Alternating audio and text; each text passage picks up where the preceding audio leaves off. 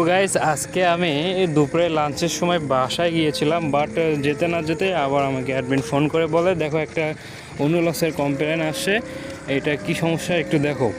তো আমি কি আর করবো, আসে আমি মানে বেশি দেরি না করে আমি দ্রুত মেশিনটা নিয়ে বাইকটা নিয়ে এত দ্রুত যাই।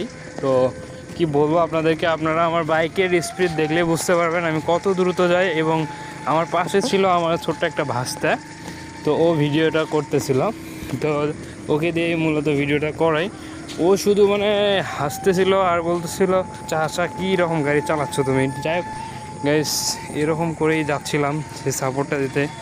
তো যাওয়ার পরে যেটা হয়েছে গাইস, আমি আসলে এটার জন্য হ্যাপি ছিলাম।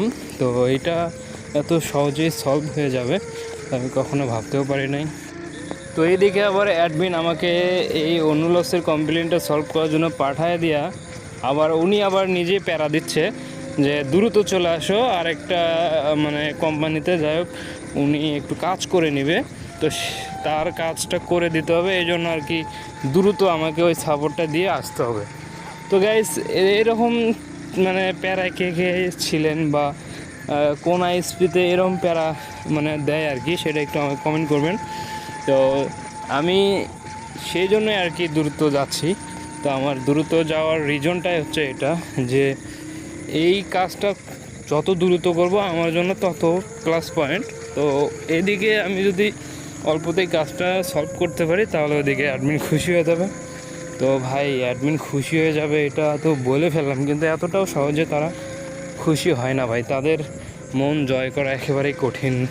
আর আপনি তাদের মন মতো কাজ করলে তারা তোমার সাথে ভালো ব্যবহার করবে, বাট হঠাৎ করে যদি তোমার কাজ ভুল হয়ে যায় বা একটু গাফিলতি হয়ে যায়, তখন দেখবা যে তাদের রূপ কেমন, তাদের ভাষার চেঞ্জ, তাদের মনটাই চেঞ্জ, তাদের সব কিছু চেঞ্জ হয়ে যাবে। তোমাকে এমন ব্যবহার দিবে তুমি চাইবাই না যে আর এই লাইনে কাজ করবা, এমন এমন কষ্ট পাবা তুমি তাদের কথায়। তো কী আর করবো, অবশেষে আমরা হচ্ছে টেকনিশিয়ান, তো আমাদের সব কিছু মেনে নিয়ে কাজ করতে হয়। শুধু একটা কারণে কাজ করতে হয়, সেটা হচ্ছে সংসারের দায়িত্ব। তো যাই হোক গাইস, এই যে এদিকে চলে আসলাম, তো দেখেন ভাই কী করছে এখানে। তো উপরে এই যে প্যাসকোটটা দেখতে পাচ্ছেন, হলুদ প্যাসকোট, এই যে দেখেন অনুতে লাল বাতি জ্বলতেছে। তো আমি তো দেখে প্রথমে চিন্তার মধ্যে পড়ে গেলাম, বাট পরে দেখলাম ডিবিতে লেদার শো করছে, বাট খুব ডিবি মানে হাই। মূলত এখানে ডিবি হাইটা হওয়ার কারণটা বলতেছি। তো ভাইয়া হচ্ছে পানির যে পট সেটা এখানে রেখেছিল, তো রাখার কারণে হলুদ প্যাসকোটটা টিজির থেকে চাপ খেয়ে ওইটা ব্যান হয়ে থাকে, যার জন্য ডিবি এখন ঠিক আছে। দেখছেন? হ্যাঁ, ওই যে মানে এটা ওইটা রাখছেন না খাওয়াতে, যে এরকম হয়েছিল, এরকম চাপ খাওয়াতে আপনার এই যে দাঁড়া আমি দেখাই দিই আপনার।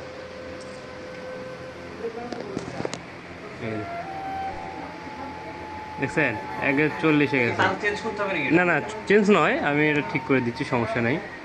আপনার এইটা হচ্ছে আমি একটু টেপ মারে দিই, এখন ঠিক আছে ভাই, এখন লাইন আসছে আপনার দেখেন।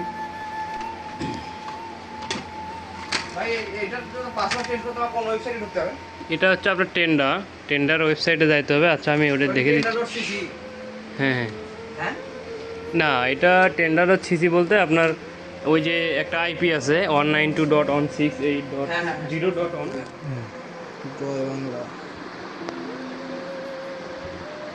দিয়ে এখন ওকে দিলে হ্যাঁ এমনি চলে আসবে। এখন আপনি যে প্রথমে পাসওয়ার্ডটা দিলেন না, এটা লাগবে ভাই, এটা রাখে দিই। এই যে এটা না না এই দুটো আমাকে রাখে দিই। হ্যাঁ ওইটা নিয়ে স্ক্রিনশট দিয়ে দেন। এখন মনে করেন আপনার ওই যেটা পাসওয়ার্ড এখন দিলেন প্রথম, ওইটা এখন আপনার অ্যাডমিন হিসেবে থাকলো, বুঝছেন? চেঞ্জ করা যাবে, সমস্যা নেই। যদি রিস্টার্ট মারিয়া ইয়া করে দিতে হবে নাকি? হ্যাঁ, আপনি যেভাবে কনফিগার দিলেন, যেভাবে যেগুলো করলেন রিসেট দেওয়ার পরে এগুলো করলে আপনার লাইন আসবে। আচ্ছা এখন দেখেন তো নেট আসছে কিনা, বা আপনি যদি কখনো রিসেট দেন এইভাবে কাজ করলে আপনার নেট আসবে।